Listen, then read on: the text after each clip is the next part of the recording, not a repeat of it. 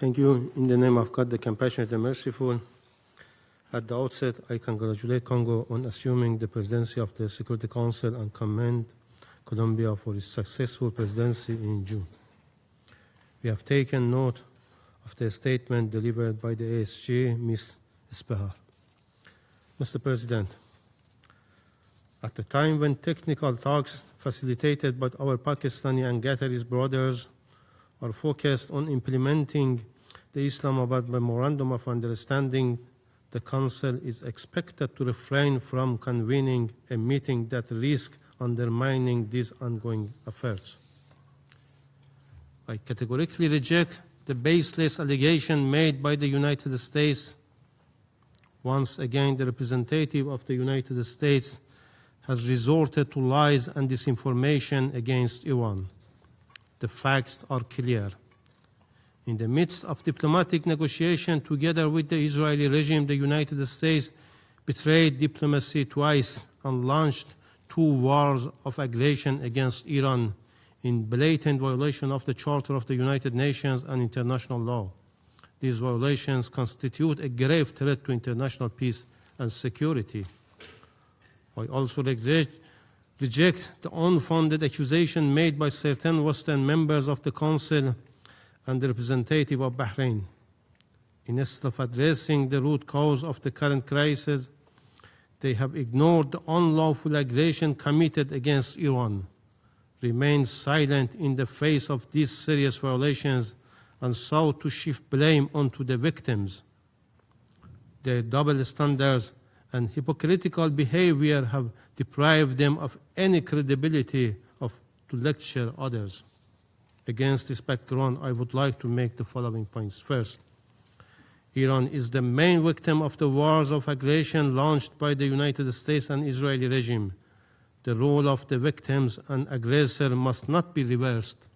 The United States and Israeli regime have flagrantly violated the UN Charter and international law, including international humanitarian law, by imposing 2 unjustified and unwarranted wars against the Iranian people.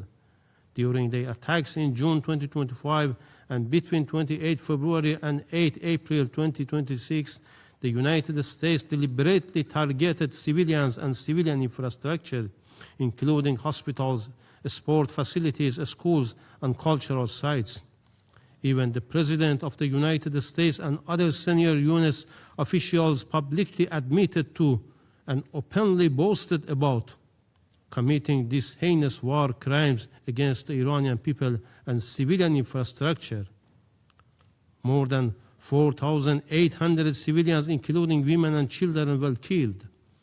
The killing of schoolgirls in Minab remains one of the most horrific examples of this atrocious crime. The Security Council failure to discharge its responsibilities has reinforced impunity and emboldened further unlawful acts. The United States and the Israeli regime bear full responsibility for all the consequences of these wars of aggression and must be held fully accountable. Second, the United States has repeatedly violated the 8 April ceasefire and its commitments under the Islamabad Memorandum of Understanding by launching further attacks against Iran's sovereignty and territorial integrity. Iran has exercised its inherent right of self-defense in accordance with Article 51 of the Charter. Its defensive measures were directed against U.S. military facilities and bases and its assets in the region from which attacks against Iran were launched. We strongly condemn the United States' recent air attacks and aggression of 27 June 2026 against Iran's southern coastal facilities, which constituted a flagrant violation of Article 2, Paragraph 4 of the Charter, as well as a clear breach of Paragraph 1 of the Islamabad MOU.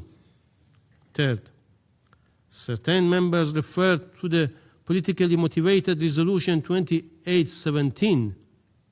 Iran's position regarding Resolution 2817 is clear, consistent, and well documented in the communication circulated as official document of the Security Council. Iran has rejected this politically motivated resolution.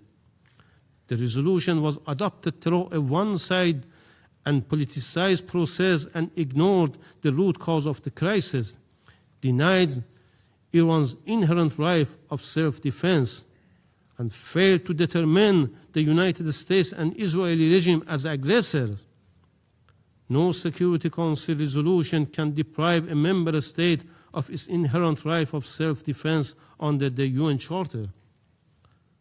Should aggression against Iran continue, or should the United States continue to violate the MOU, Iran will continue to exercise this inherent right to protect its sovereignty and territorial integrity. Rather than blaming Iran, these Council members should call on the United States to honor its commitments, cease its unlawful actions, and comply fully with the UN Charter and international law.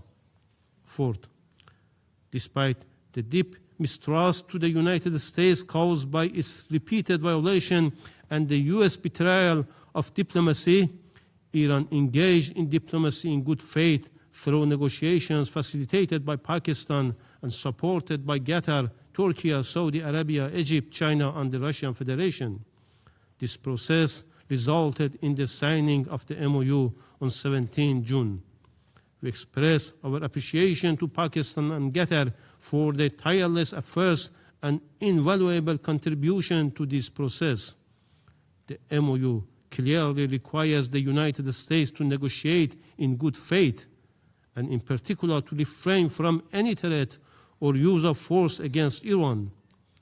This commitment constituted a fundamental and indispensable obligation under the MOU, serving as an essential condition for preserving the confidence, stability, and good faith necessary for the successful continuation of the negotiation process.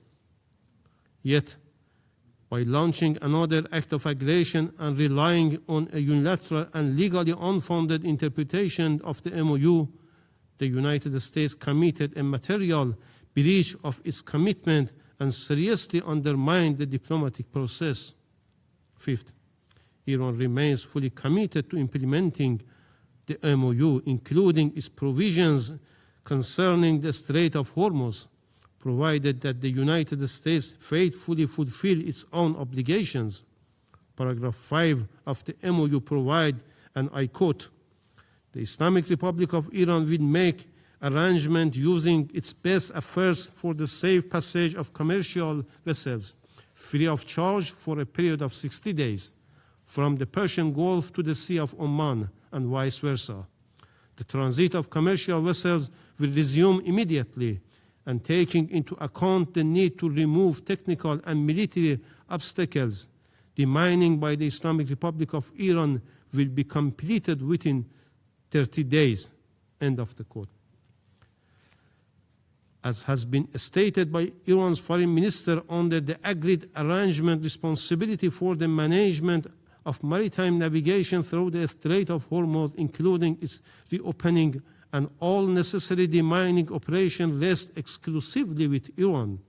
The implementation of this arrangement is currently underway in accordance with the MOU, and Iran has launched technical dialogue with the Sultanate of Oman. Any external interference or attempt to establish parallel arrangement would violate the MOU, undermine its implementation, delay the restoration of normal commercial navigation, put at risk safe maritime navigation, and increase regional tension. We therefore call upon all states, particularly the United States, to respect in good faith the letter and spirit of the MOU and refrain from reinterpreting its contents or action that interferes with its implementation. Sixth, Iran reiterates its commitment to the freedom of navigation and continue to ensure that such freedom is granted for all without interference. It should have been clear that the presence of US military bases and foreign interference in the Persian Gulf region brings nothing but insecurity. They have put at risk the regional security in general and the maritime safety in particular. The US has no coastal border in our region. It is not their waters. It is not their neighborhood. Defining and concluding a security regime for our region is the exclusive joint responsibility of the neighboring countries, and the US and others, rather than a destructive military presence or interference, needs to support regional countries to fulfill such responsibility. In conclusion, the priority must be the full implementation of the MOU and the continuation of negotiations toward a comprehensive deal.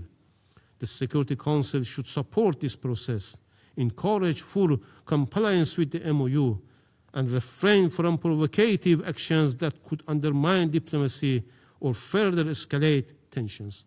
I thank you.